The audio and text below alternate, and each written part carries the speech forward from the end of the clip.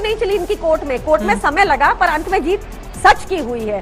चित्रा जी, ऐसे दुष्ट लोगों को जिन्होंने सकारात्मक तरह के शब्दों का इस्तेमाल मुझे लगता है देश में, हाँ, मतलब इस दुष्ट जैसे शब्दों का इस्तेमाल करना प्रियंका कक्कड़ जी, मुझे लगता है कि थोड़ा सा दुष्ट तो बहुत सॉफ्ट। अरे अभी सशर्त जमानत मिली है, हमारे साबित नहीं हुई है प्रियंका कक्कड़ जी। फुल डिबेट में आपका स्वागत है। लंबे समय से जेल में बंद दिल्ली के मुख्यमंत्री अरविंद केजरीवाल को आज यानी शुक्रवार को सुप्रीम कोर्ट से जमानत मिल गई है।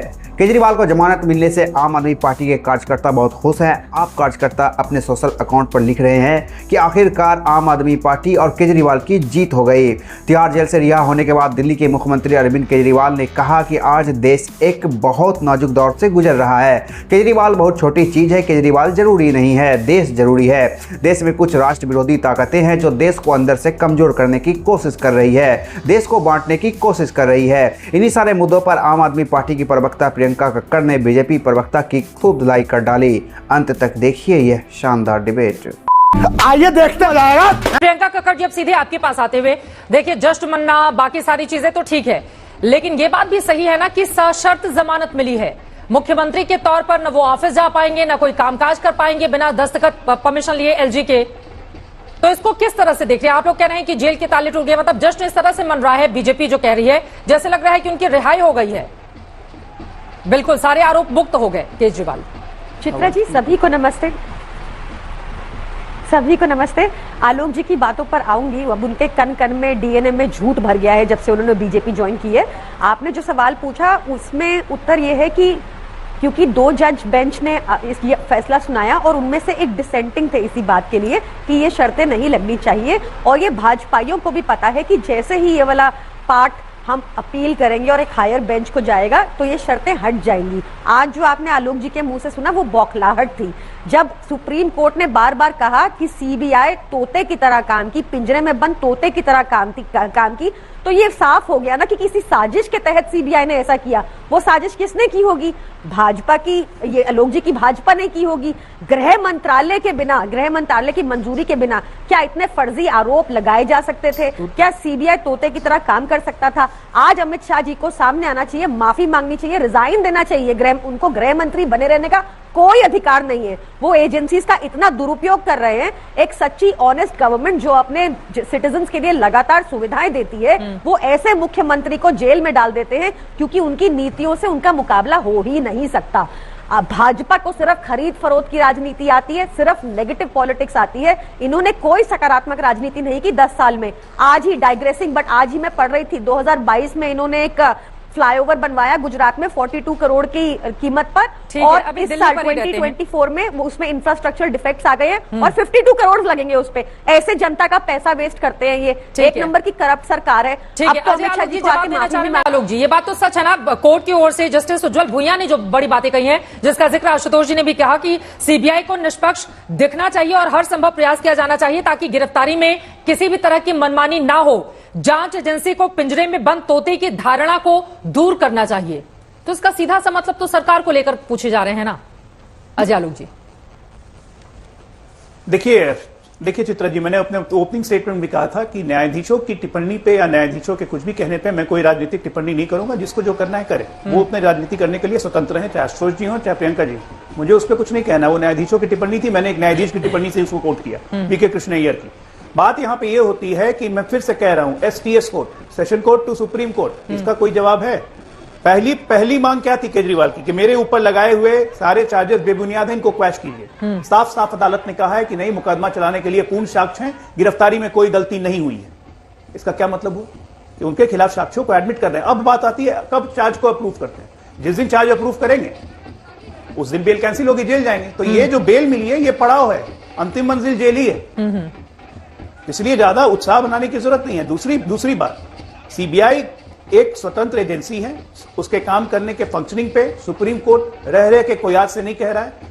जब से ये देश आजाद हुआ तब से सीबीआई पे सुप्रीम कोर्ट कभी उनकी तारीफ भी करता है, कभी उनकी खिंचाई भी करता है। तो इसमें राजनीतिक दलों को अपने अपने हिसाब से जजमेंट को लेने की जरूरत नहीं है। बेल मिलना किसी भी नागरिक का एक अधिकार होता है, लेकिन सशर्त बेल मिलना, इसका मतलब आप पे कोर्ट को संदेह है कि आप सीएम हैं, आप चीफ मैनेजर हैं, चीफ मैनिपुलेटर हैं, आप कुछ भी कर सकते हैं।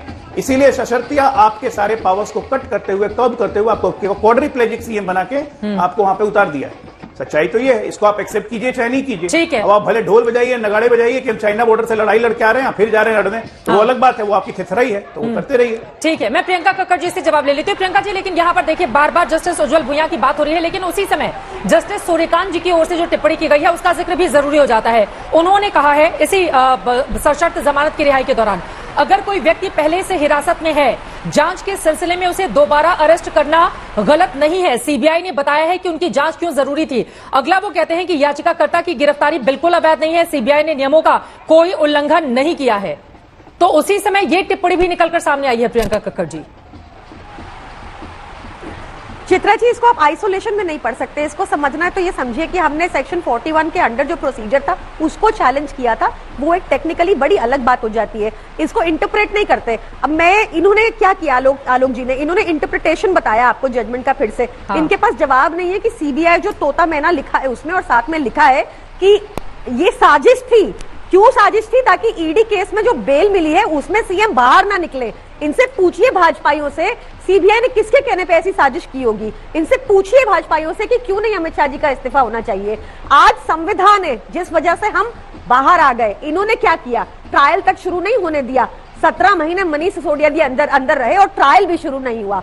किसी का ट्रायल शुरू नहीं हुआ था। कोई 23 महीना अंदर रहा, कोई 17 महीने अंदर रहा, क्योंकि ट्रायल शुरू होता तो केस तो कुछ था ही नहीं। इनको तो भूमिकाएं प्लांट करनी थी, सीबीआई को स्टोरीज प्लांट करनी थी। कौन किंगपिन है, कौन हवाला ऑपरेटर है, कोई स्टोरी नहीं चली इनकी कोर्ट में। कोर्ट में समय लगा पर अंत में जीत सच की हुई है।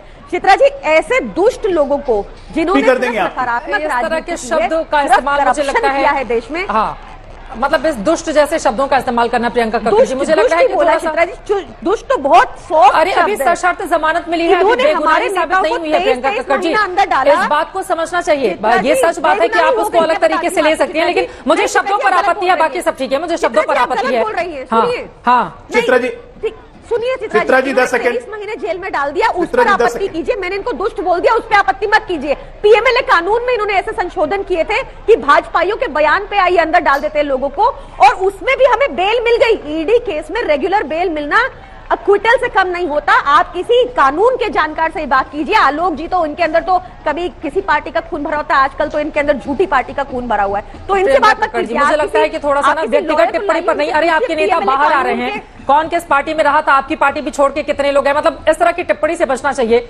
आज तो हम नहीं, मैं भूल गई थी, यहीं पर बैठे, मैं भूल गई थी कि आप यहीं पे बैठे। आप शब्द बोले नहीं चित्रा जी, इन्होंने सीएम के लिए ऐसे अपशब्द बोले, तब आपने आपत्ति नहीं की, इसलिए मुझे ऐसे शब्दों का चयन करना पड़ रहा है। इन्होंने सीएम सिटिंग के लिए अपशब्द यूज किए। उनको कोई भी इस तरह के अपशब्दों का इस्तेमाल नहीं करेगा। फेस करनी पड़ेगी ऐसी लैंग्वेज। अजय आलोक जी अपनी बात रखिए, फिर मैं आशुतोष जी आ रही हूँ। देखिए, मैं प्रियंका जी को बिल्कुल आश्वस्त करता हूं कि सुप्रीम कोर्ट ने जो सीबीआई को आज जो झिड़की दी है, जो स्टेटमेंट दिया है, उसके बाद सीबीआई कोई कोताही नहीं छोड़ेगी स्पीडी ट्रायल करवाने में। कप्टीवाल का हर हालत में स्पीडी ट्रायल होगा, सिसोदिया जी का भी होगा, सबका स्पीडी ट्रायल ही होगा। और स्पीडी ट्रायल के बाद जिस दिन चार्ज फ्रेम हो गए ना, उस दिन वापस मंजिल की ओर। याद रखिएगा। मुझे जरा ये बात बताइए, 9 बार ईडी ने समन किया, 9 बार, 1-2 बार नहीं। आप कानून की जानकारी क्यों नहीं गए भाई जवाब देने? जिम्मेदार है कि नहीं है? 1 मिनट बीच में नहीं, मैं आपके बीच में नहीं बोल रहा था, मैं आपके बीच में नहीं बोल रहा था। मेरा खून बदल दिया आपने। प्रियंका कक्कड़ जी प्लीज अपनी अपनी बारी में बोलेंगे। आशुतोष जी भी है, मुझे ग्राउंड जीरो पर भी जाना है, वहां से खबर आ रही है। अजय आलोक जी अपनी बात खत्म करें प्लीज। प्रियंका कक्कड़ जी, ठीक है, अजय आलोक जी जल्दी से अपनी बात खत्म करें। मैं 10 सेकंड में अपनी बात खत्म कर दूंगा। मैं कह रहा हूं 9 बार ईडी को समन मिलने के बाद भी ये आदमी नहीं गया एक बार भी जवाब देने के लिए। जवाबदेही है कि नहीं मुख्यमंत्री के प्रति? यही हमारा संविधान, यही हमारे चुने हुए व्यक्ति का ये दायित्व होता है। लालू यादव तक को मात कर दिया। लालू यादव भी जब जेल जा रहे थे तो मुख्यमंत्री अपनी बीवी को बना दिया। इस आदमी को अपनी पत्नी पे ही भरोसा नहीं। ये जेल मुख्यमंत्री रहते हुए जेल चले गए, 6 महीने बने रह गए। आम आदमी पार्टी में एक आदमी पे भरोसा तो नहीं, अपने परिवार पे ही भरोसा नहीं है कि किसी और को मुख्यमंत्री का दायित्व दे देते हैं। कम से कम संविधान की इज्जत बची रहती। जो भारतीय लोकतंत्र के इतिहास में आज तक नहीं हुआ था, वो केजरीवाल कर गए। Guinness book of world record में नाम लिखा के चले गए। अद्भुत है भाई, बेशर्मी की पराकाष्ठा है। अन्ना जिंदा है, रो रहे होंगे। आरोप लगते ही इस्तीफा दूंगा। आशुतोष जी याद है ना, आरोप लगते ही इस्तीफा देना चाहिए।